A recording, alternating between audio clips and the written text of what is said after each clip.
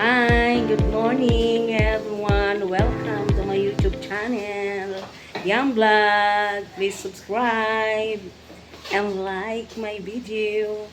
For today's video ay tayo gagawa ng ah liem ang tawag dito. Bumili kasi ako ng batok ng baboy.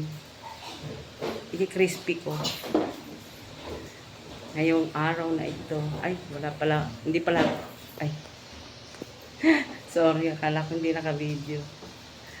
Ayan po. Kagaling ko lang ng simbahan, namalengke ako. Tapos, may nakita akong aksidente sa kalsada sa tapat ng SM Marilao. Mamaya guys, ipapakita ko sa inyo. Aksidente dito sa kalsada. Oh. May tapat ng SM. Nakamotor.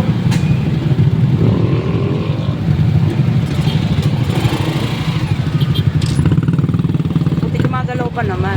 Oh.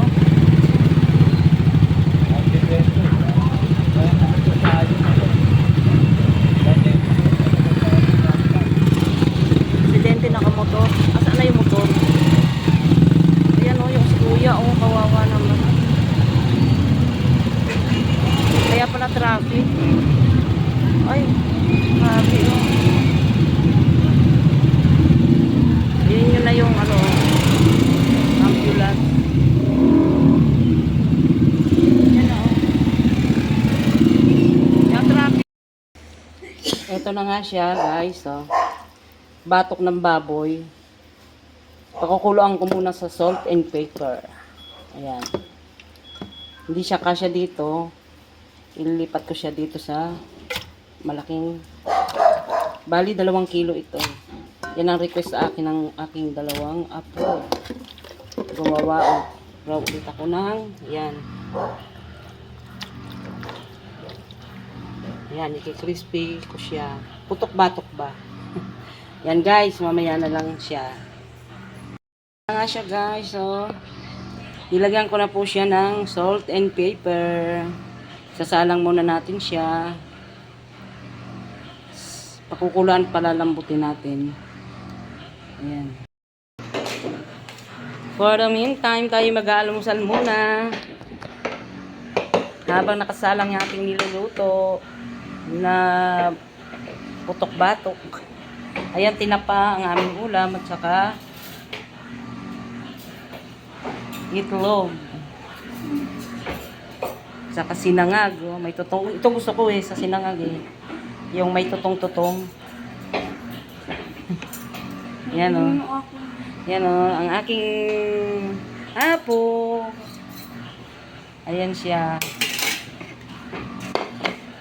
Tayo almusal muna tayo mga guys. Ito na guys, oh. Napakuluan ko na sa salt and pepper yung ating batok ng baboy. Palalamigin lang po natin siya at ating ipiprito mamaya-maya.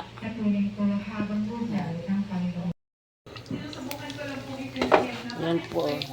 Pinirito na natin yung ano. Tinatakpan ko kasi matalsik. Yan po.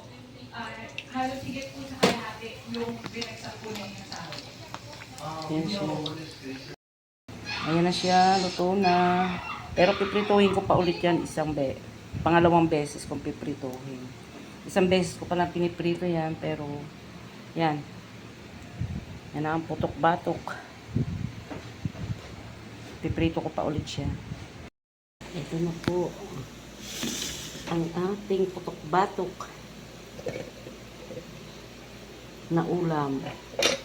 Yan po ang ating sausawan. Suka na may sibuyas. Suka, toyo. Tapos nilagyan ko asukal. Ayan na po siya. Yan. Sarap. O yan. Tara po. Kain tayo tanghalian. Mga guys.